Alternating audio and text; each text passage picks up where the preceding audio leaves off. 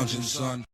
Welcome back to the Comic Lounge. My name's Ryan, and today I wanted to just real quick, without spoiling too much of this, what this book is, like the intricacies of it. I wanted to talk about Graffiti's Wall by Ram V, Anand RK, and Aditya Bidikar. And the reason I picked this book up, if you guys have been following us on the channel and our discussions on Future State Swamp Thing, the Justice League Dark stuff, the Catwoman, all that DC stuff that Ram V is writing right now, we've become huge fans of his work. He also wrote a book called Blue and Green, but this is the same creative team, and I had to take this home, had to read it, and I was blown away. It's absolutely phenomenal. Ram V's quickly becoming one of my favorite writers in comics, and it's happening within a very short amount of time. I also got a chance to chat with him, talk comics with him, the new stuff he's got coming out. He's got a new Boom book coming out, I think in April or May. Also a new book with Vault. So he's absolutely killing it, dude. He's pumping out some really quality stuff. And this book was written in 2018, but this expanded edition hardcover actually came out this past year. And it's a story that, first of all, it's set in Mumbai, which I don't see a lot of stuff set in India, and a look into the culture and just a look into the lives of these four young kids. And each chapter break, we get a focus on each one, and the individual personalities of them is, I'll start flipping through. Like I said, I don't want to give too much into the details of it. I just wanted to show you guys some of the art, talk about it briefly, in the hopes that maybe you guys will go pick this up, because I think that this is just so effing good, dude. Even an intro by Kieran Gillen. And this quote that's on the back, I have no idea how it was written. I can only hope that more people write this way. Now, I agree, man. If I would have read this book when it first came out, I would have been a fan of Ram V all those years ago. Sadly, I was a little late to the party, but you know what? Better late than never, man, because he is a phenomenal writer.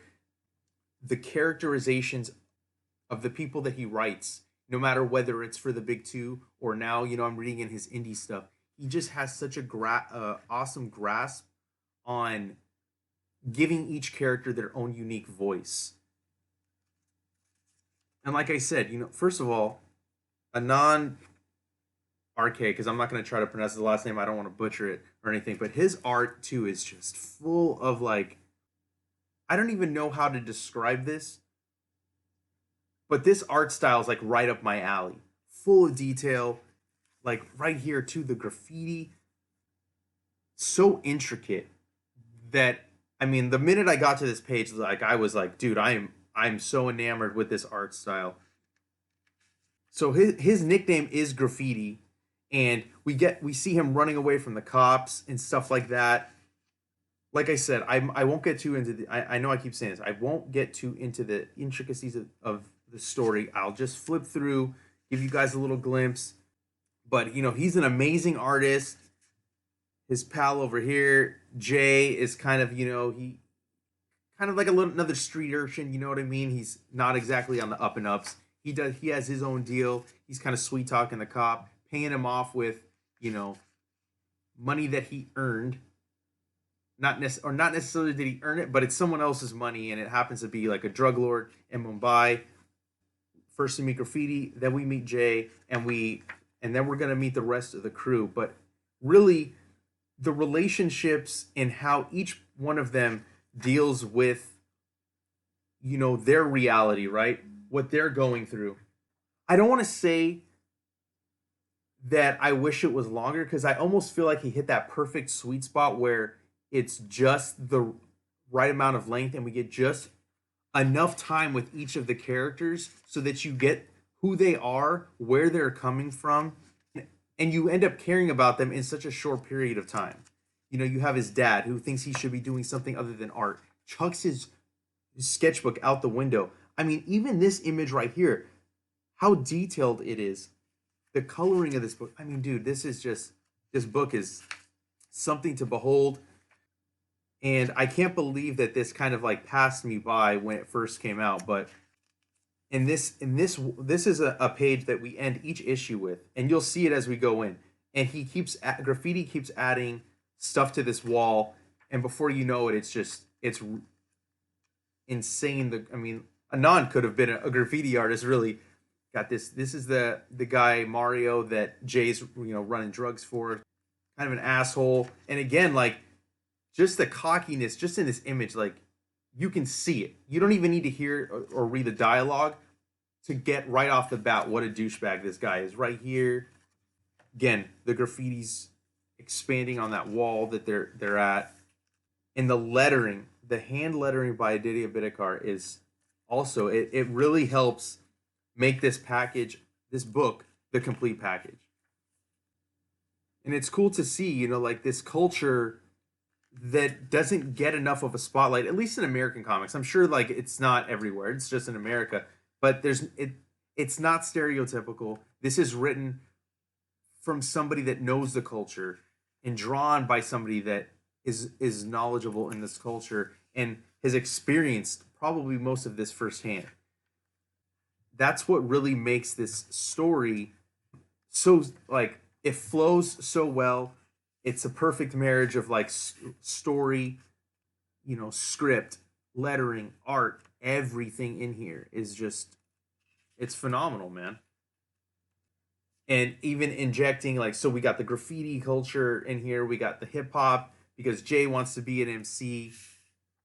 I only wish I could read like the stuff that they when stuff's not written in English. That's the only thing I can't read, but it's like hip hop in Mumbai. So like that's awesome, and like hearing other hip hop, the way other countries do hip hop is really fascinating to me as well, since I love hip hop so much, and hearing how that culture influences the sound. Here's that wall continuing to be expanded on. Like I said, we keep getting more additions. He's kind of the nerdy one. He's not from Mumbai, and he's kind of like an outcast. People always making fun of him, calling him nicknames and stuff like that. But just the friendship that they have, and how each one of them has their own set of problems, their own dreams, their own hopes and dreams, their own fears, and how it all comes crashing together. Again, the wall, and the last one is Mary, and like I said, like she's kind of like Mario's girl. Mario's kind of like using her, trying to manipulate her into being with him in order for her to pursue her dreams of being an actress, but like she keeps getting let down. And at the end of this, making a plan, what she does so she can kind of escape and get out of this town. That one I kind of didn't see coming, so I don't want to get too into that. But the end of the book kind of ends in a really cool way, and I won't like show you exactly how it is, but you think something's gonna go a certain way, and it doesn't, and it's really dope. I love this too. We get a little bit of what happens next for the characters through like a little bit of prose mixed with images before finally we end the book and let you guys see that for when you read it. We get Ram V, kind of like a afterword. Get some same thing with Anand RK, some process stuff, which is really cool. Like I said, like the hand lettering. I think this is really cool for process junkies to get to see all this stuff, more process art. But yeah, if you guys haven't checked this book out, if you haven't heard of this book, I highly recommend you reach out to your local shop, pick this book up. It's absolutely phenomenal. If you have been reading any of his Ram V's DC stuff, or you read Blue and Green but didn't know about this, this is definitely for you. And if you're not already following us, follow us on Facebook, Twitter, and Instagram at The Comic Lounge. Throw your comments or suggestions down below, or email us to thecomicloungepod@gmail.com. Like, follow, and subscribe, and hit that bell icon so you're notified every time a new video goes up. And on that note, I'm out.